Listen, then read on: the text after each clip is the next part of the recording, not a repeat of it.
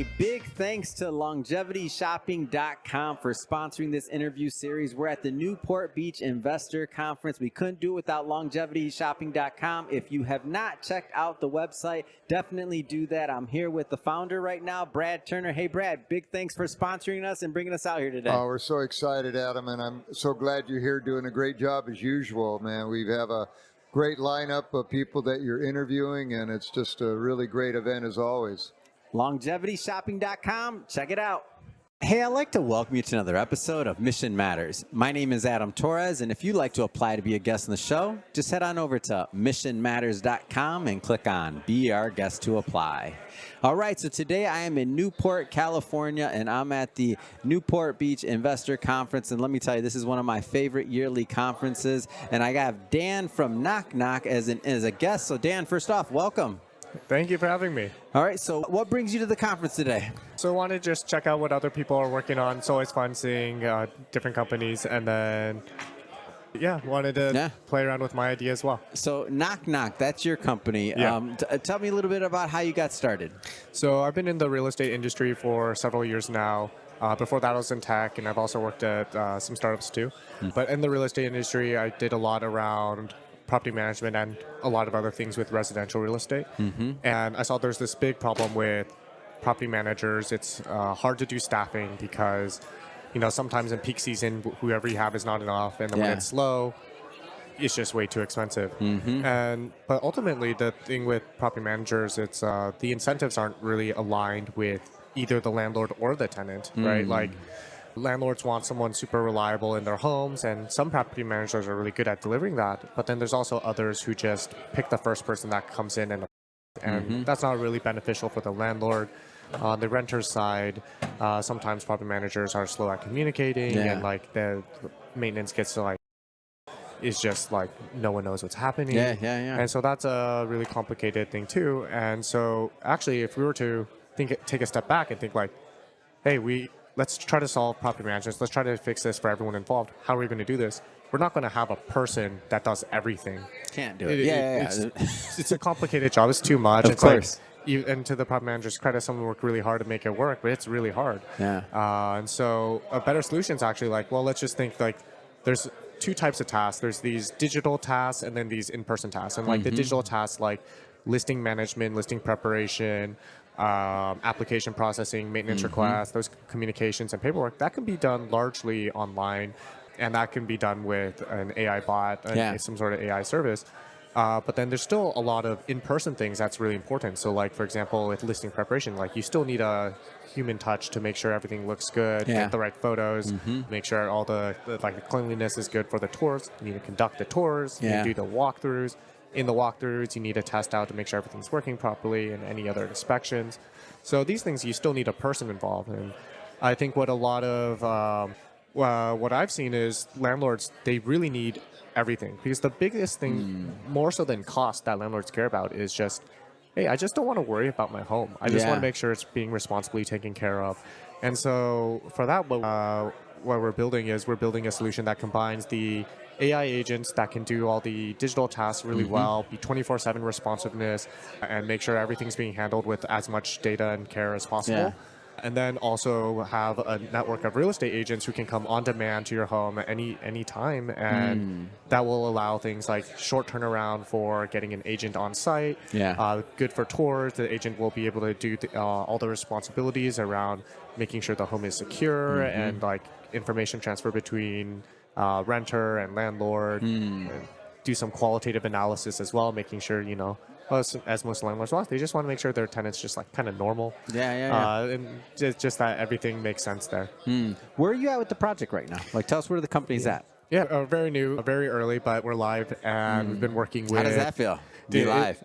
It's exciting. I think this is the best part, where it's everything's moving so fast. How long was it in the development to launch to give me a little bit of a flavor for the conception of idea to present day? So I started thinking about this just a few months ago, thinking when working on my own business, thinking this solution around staffing is really difficult because of the bandwidth issues with a single person, and also what we need with sending a person around in so many different places. So started playing around with this business model of like having a distributed network of agents. You know, I find some high trusted, really quality agents, pay them per tour. Yeah.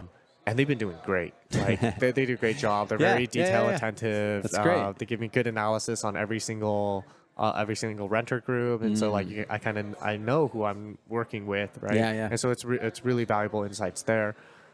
So I was able to find that, and it's like, okay, well, this is actually a much more efficient labor solution for everyone involved. And so what we should do is we should like bring this to as many landlords as possible, allow as many landlords to tap into this, built out an AI solution that can do a lot of the digital management, and then also have a team of agents that can do all the in-person.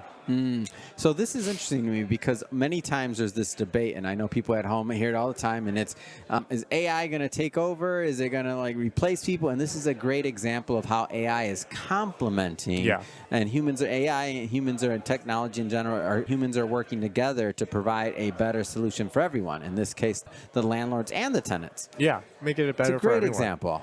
Yeah, it's like ultimately what AI can do well and what a human can do well are just like very different things. Like, like as good as I am at chess, like my phone can beat me if I put it at the even close to the hardest level.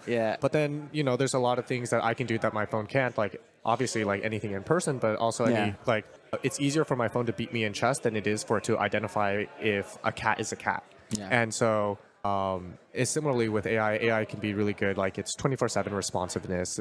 So like it's not going to have to be on sleep or on weekends or vacations or anything like that, and like that makes it very reliable. If someone's coming in, it can like a maintenance request comes in, it's like, hey, the hot water's not working. That's a pretty big problem. That is. But then it can immediately respond. Like if it's in the middle of the night, everyone else is asleep, but it can immediately respond. Like, is it one fixture or is it across the entire building? Is it no hot water is coming out at all, or is it just coming out cold? And then it can maybe give you like, all right, let's see if we can quickly fix this. Like, have you tried? Just check to see how it's working in the rest of the home. If that's not working still, then okay, let's look at see if maybe we restart the water heater, right? And like if that works, then we're done. But then if it doesn't work, then a percentage of things that will solve. And whatever the percentage is, that becomes interesting. Like for saving time, for saving money. Like what would it have cost if every single thing, if you get any of those percentage that are solved by that, and over time it learns, knows what to do better, and now you're in a good spot. So AI is really good for that because it can solve a lot of these problems really quickly. Like. And then can also escalate to a person as necessary. So it's like, okay, like, hey, we need to get, after talking to the renter about this situation, okay, I know we need to get this person with these qualifications to get up to the job. And that can be done instantly. Whereas like in comparison, like if it's a human dependency, you just need to wait for the humans to reply back and forth. And also to get up, to wake up, because your example is the middle of the night. So if it's a 24-hour response type thing, and maybe they look at it and now there's some water disaster and there's water leaking out of the water heater, or who knows, and now you're saving money because it's quicker. You're quicker now. Instead of waking up and there's a huge problem tomorrow, maybe it's a little bit of a less problem because it's more timely in terms of how it's being handled.